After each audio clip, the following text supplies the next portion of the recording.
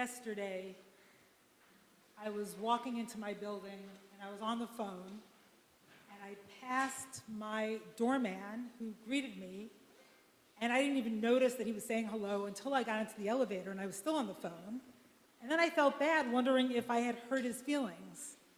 So this morning, as soon as I went outside, I said, "I'm so sorry I ignored your greeting last night."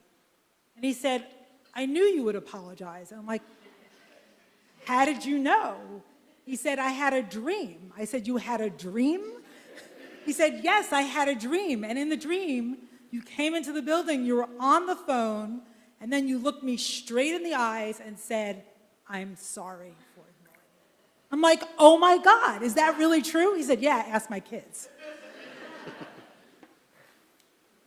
So he had a prophetic dream, my doorman, Rafi. I have permission to tell the story.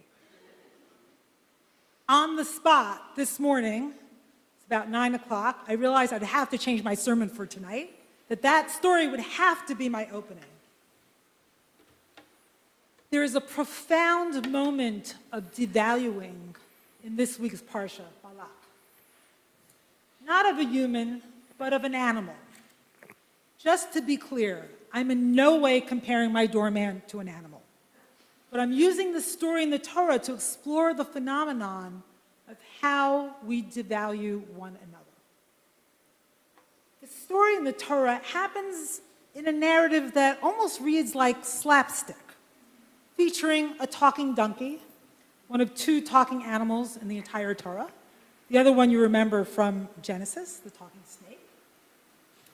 But on the other hand, it has profoundly serious implications. The Parsha begins with a man in power who's scared. Sound familiar? Balak, the king of Moab, is terrified of the size and might of the Israelites, just like Pharaoh at the beginning of Exodus. In order to weaken them, Balak tries to hire Bilam. Bilam is a non-Israelite prophet. He wants Bilam to curse them. He says to Bilam, "Ulai uchal nakebo va'agarshenu min haaretz." Maybe I can. We will strike it instead of them, so that I drive it from the land. Already dehumanizing language. Bilam then consults with God about whether he can go and curse the Israelites. And God says, "Lo telechi mahem." You are not to go with them. Lo ta'or et ha'am ki baruch hu. You can't curse his people because they are blessed. Then King Balak is persistent. He sends even more important dignitaries to seduce Bilam to come and curse the Israelites, and promises him more honor and riches. And Bilam, clearly wanting the honor and the riches, says, "Okay, I'll go back to God and ask again." Almost like a child who keeps saying to his parent or her parent, "Please, please, can I have it? Please, can I have it?" And keeps trying. Bilam is desperate for God to change God's mind. And indeed, Bilam gets a different answer this time. God says to him at night, If these people came to call you, kum lechitam, get up and go with them.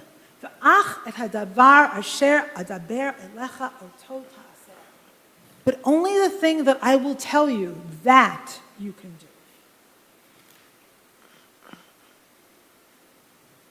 So he lets Bilam go, and the commentators say it's a kind of test. Like, let's see what Bilam will do. So Bilam wakes up early in the morning, saddles his donkey, and goes. But things don't go according to plan. God places an angel in the way of the donkey as an adversary, so the donkey cannot move forward. Bilam is enraged and he strikes his poor donkey. She tries to go forward, but she's trapped in a narrow path between two walls. Trying to get away from the angel, she presses Bilam's foot into the wall. He strikes her again. The angel places himself right in front of her. The donkey cannot move forward or to the side, so she crouches down on the ground. Bilam is even more furious. He strikes his poor donkey a third time. And then a miracle happens. God opens the mouth of the donkey, and they have an extraordinary conversation. And Shimon and I will enact the conversation right here and now. Shimon, I'm developing consciousness. No, okay. מה עשיתי לך? כי הכיתני זה 3 רגלים. What have I done to you? What have I done to you that you have struck me on these 3 occasions? I don't know why he sounds like that. That's what he sounds like. כי התעללתי בי, לו יש חרב בידי, כי אתה הרגתיך. Because you have been playing with me, you've been mocking me. If a sword had been in my hand, by now I would have killed you. לא אנוכי אתונך.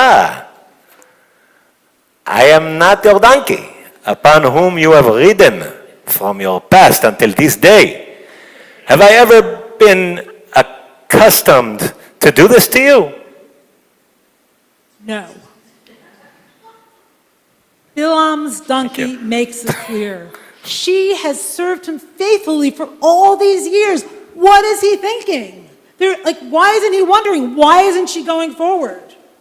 Instead, he devalues her. He abuses her. He, the seer, doesn't see the angel of God. Instead, his donkey becomes the seer. She is the one who sees the angel. She is the one who understands that they need to stop and pay attention. She is the one who understands fully the nature of their relationship. But Bilam only has eyes for honor and riches and power and mastery, and he is thwarted. He wants to force his way forward. He does not want to be delayed in his quest for self-importance.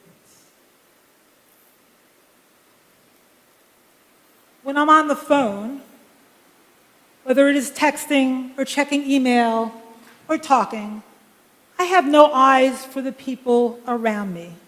The people who matter most. It could be my family, it could be our doorman, Rabbi, who's been with us since our children were young and has always supported our family day in and day out. I do it all too often to members of my family, emailing or texting when they are trying to interact with me. How can I ignore what is precious around me? To answer that question, I want to share a moment in my young adulthood. I was actually talking on a public phone in a phone booth in the last century to a friend.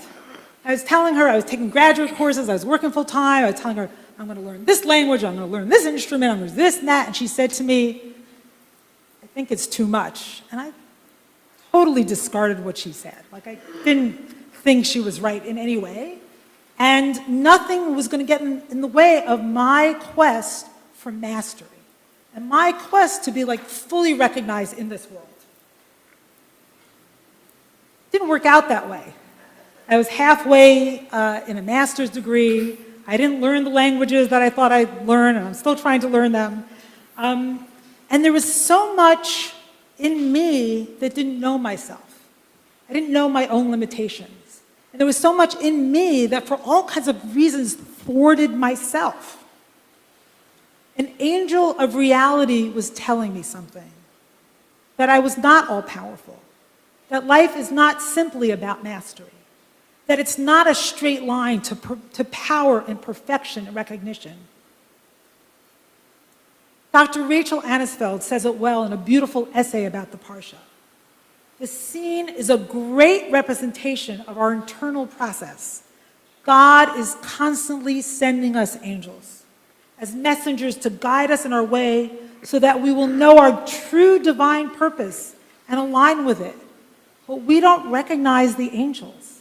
Some part of us, the donkey, intuitive bodily part, does see and know, but we don't listen.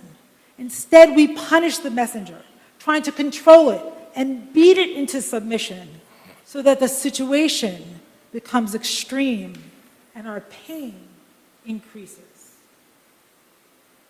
Sometimes we ignore others. Sometimes we ignore ourselves. I also want to acknowledge that sometimes we are on the other end of this phenomenon, and we ourselves are ignored. When others don't, for whatever reason, understand our value when they are on the phone, or maybe because someone or something else is more powerful or exciting, we are ignored because more honor, more riches, more power are calling. There is something glittering that we cannot provide. And when that happens, it feels terrible. It feels so painful. Overall, I think it's easy to forget about the humanity of another. To dehumanize, to not see the value of one another, to deny the power of our connection. Just this past week, in the wake of what happened in Texas, I texted a friend expressing my horror and grief. She texted back, and I have permission to use her words, but not her name. She said, "It was a Christian white people camp with all upper middle class people. I'm sure all Trumper parents. Please excuse my lack of empathy." I texted back, "Losing a child is absolutely devastating for any parent, no matter who they voted for. I think it's really important to maintain our sense of humanity for everyone, even if they don't see our humanity." I then added, "Remember how many people dehumanized Israelis after the atrocities of October 7th? And then I wrote, EOS, end of sermon. She wrote back, "Correct." I wrote back, "I love being right." She wrote back, "The three sweetest words in the English language are not I love you, they are you were right." It's amazing what we do to one another, how much we dehumanize each other, whether it's Trump voters, or it's Israelis, or it's Palestinians, or transgender people, or undocumented immigrants, or the elderly, or those on the left, or those on the right, because we are so committed to being right. And the humanity of the other gets in our way, thwarts us again and again. Radical dehumanization is what makes violence, violation, exploitation possible. It's important to humanize right here, even if we feel that those around us are not doing so, and even if we feel there are larger forces in play that are dehumanizing people in a terrible way. It's still our job to do that.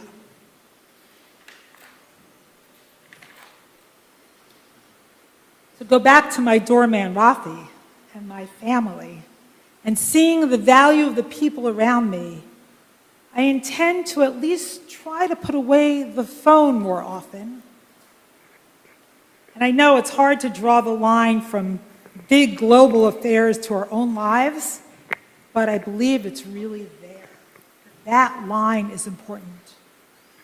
And I aim to behold the goodness, the preciousness of the people around me, to behold the goodness and wonder of life, to notice the angels in my way, and pay attention to their messages. I know it's a lot to ask to remain open to the humanity of those near and far in this wounded world. We need a lot of strength to stay connected, to value those who are close to us, who give us so much, to insist that we ourselves are valued even when those around us can't see us fully. To insist on the humanity of others, even when it is inconvenient. I look around and I see ma tovu, as Bilam said about the Israelites. How good is this community in its insistence upon staying open-hearted and prayerful, on staying connected through these times by showing up for each other. I bless us with the strength it will take to stay connected, to continue seeing each other as human beings. The strength it will take to see and listen to angels within and without, far away and close.